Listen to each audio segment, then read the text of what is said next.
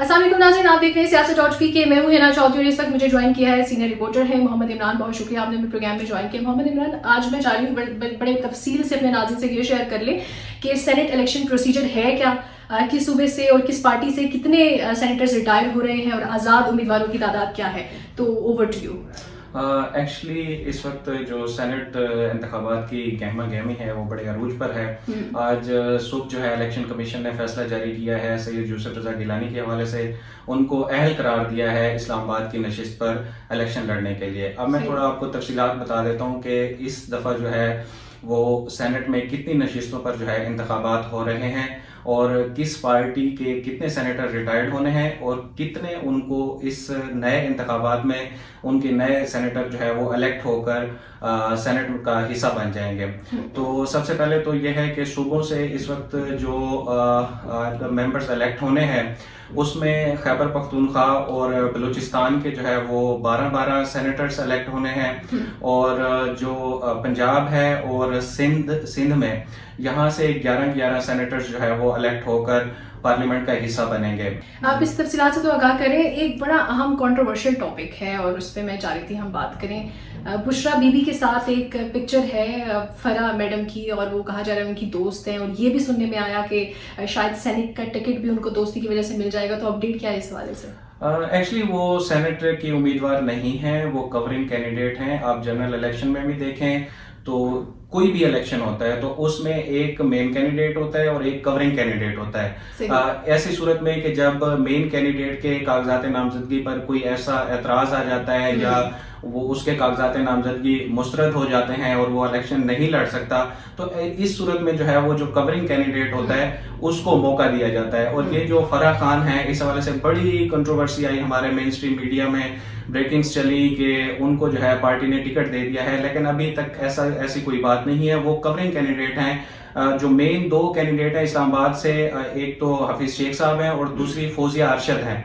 और इनकी जो कवरिंग कैंडिडेट हैं एक जरका तैमूर हैं और दूसरी ये फराह खान है। तो ये कहना है कि पीटीआई ने उनको टिकट जारी कर दिया है, तो ऐसी बात नहीं है कि वो मेन कैंडिडेट जो है वो पीटीआई की नहीं है। इमरान, ये भी सवाल आपसे पूछना चाहूंगी मैं कि सेनेट इलेक्शंस के प्रोसीजर की बात करें तो अभी तक जो सेनेट इलेक्शन हुए वो सीक्रेट बैलेटिंग के थ्रू है। बात हो रही है कि ओपन बैलेटिंग के थ्रू होंगे या नहीं।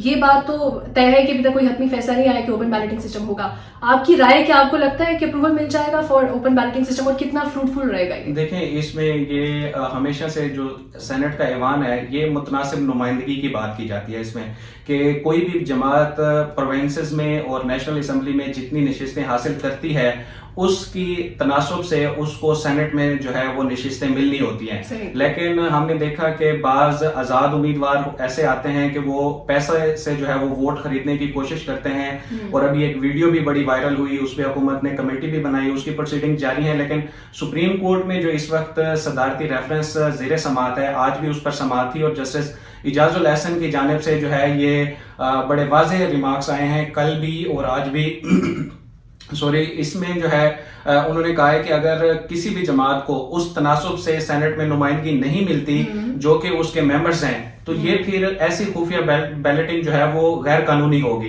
तो इसमें अब हतमी फैसला जो है वो सुप्रीम कोर्ट ने करना है और हुकूमत और वजीर आज़म इमरान खान भी कह चुके हैं कि जो सुप्रीम कोर्ट का फैसला आएगा वो उसको कबूल करेंगे।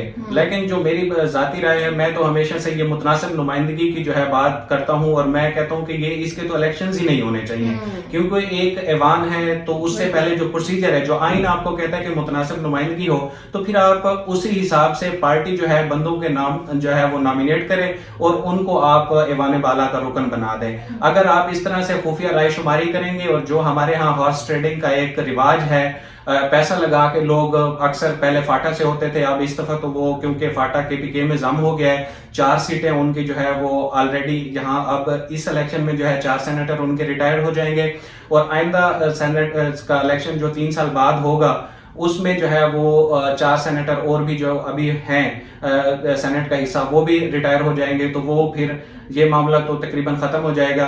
बाकी केपीके से और बलूचिस्तान से ये मामला होता है क्योंकि वहां पे कम मार्जिन होता है, तकरीबन 7 या 8 सेनेटर से जो है आप एक मेंबर बना लेते हैं तो उनको जो है वो खरीदना बड़ा आसान हो जाता है, जो भी हॉर्स ट्रेडिंग करते हैं। लेकिन पंजाब में अगर आप देखें तो पंजाब में एक बड़ा नंबर है, तकरीबन 54 या 53 जो एमपीएज हैं वो आपको चाहिए होते हैं एक जनरल नशिस्त के लिए। तो इसलिए वहां पे ये इस तरह की हॉर्स ट्रेडिंग करना बड़ा जो है वो मुश्किल काम है।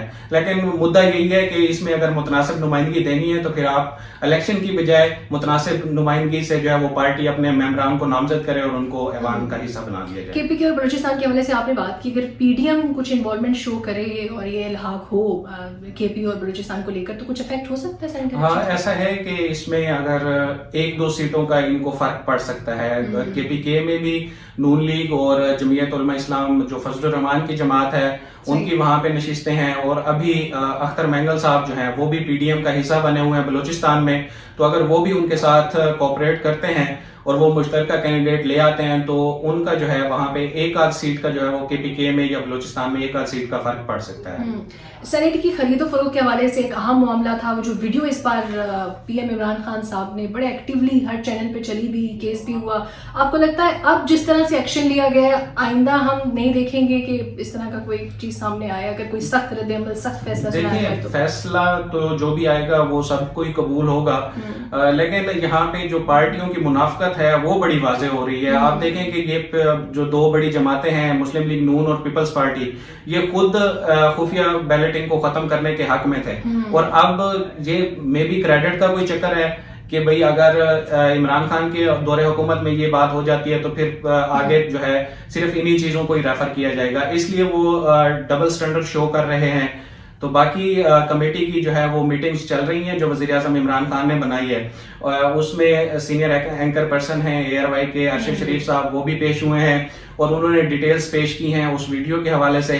अब उस कमेटी ने फैसला करना है कि इस चीजों को जो है कैसे लेके जाया जाता है। वैसे पीटीआई को तो इस पे बड़ा वाज़ेह स्टैंस रहा है, उन्होंने पिछले इलेक्शन में भी अपने 20 MPs को जो है वो पार्टी से बाहर निकाल दिया था। अब देखते हैं कि इस बार इमरान खान ने वैसे बड़ा फोकस किया हुआ है सिंध में और पंजाब में, जहां पे डाउट है ना हमारे पीएम साहब। बिल्कुल ऐसे ही है। साउथ पंजाब में देखें कि अब यूसुफ रजा गिलानी को जो ये लेके आए हैं, यूसुफ रजा गिलानी को किस लिए लेके आए हैं? क्योंकि उनका साउथ पंजाब में बड़ा असर रसूख है, और फिर अभी जो वहां पे ये मतलब पब्लिक सेंटीमेंट को उभार के महंगाई हो गई, ये हो गया, वो हो गया, और इसी वजह से जो है वो यूसुफ रजा गिलानी चाह रहे हैं कि वहां के जो MNAs हैं उनको कैप्चर करके शायद यहाँ पे वो सेनेट के लिए जो है वो जगह बना सकें। और फिर क्योंकि ये अगर यहाँ पे यूसुफ रजा गिलानी साहब जीतते हैं इलेक्शन तो फिर वो चेयरमैन सेनेट के उम्मीदवार होंगे पक्के।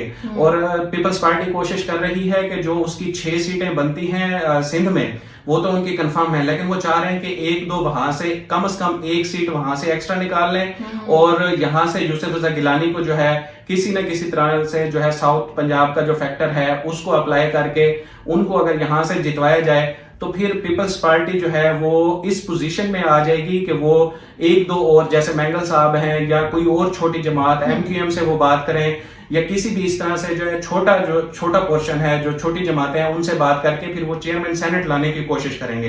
तो ये एक बड़ी इंपॉर्टेंट बात है। अच्छा, ये तो हमने कोशिश की अभी तक की जो अपडेट है इलेक्शन प्रोसीजर की बात करें, इलेक्शन सीट्स की बात करें, पॉलिटिकल पार्टीज के पास कितनी सीट्स हैं, वो तो हमने सेनेटर्स के रिटायरमेंट के हवाले से भी बात करी। अब मैं चाह रही हूँ कि हमारे जो नाज़रीन हमें देख रहे हैं, हमें बहुत ज्यादा कॉन्टेक्ट किया गया कि जी सेनेट इलेक्शंस के बारे में हम बात तो करते हैं, जरा तफसीलात ये बता दें, क्योंकि हमने ये सुना है कि सेनेट कभी खाली नहीं होता, तो वो प्रोसीजर है क्या, कब इलेक्शन होते हैं और ये सारा प्रोसीजर इसके हवाले से? एक्चुअली जो भी सेनेटर इलेक्ट होता है वो 6 साल के लिए होता है, और हर 3 साल बाद जो है वो सेनेट के इलेक्शन होते हैं।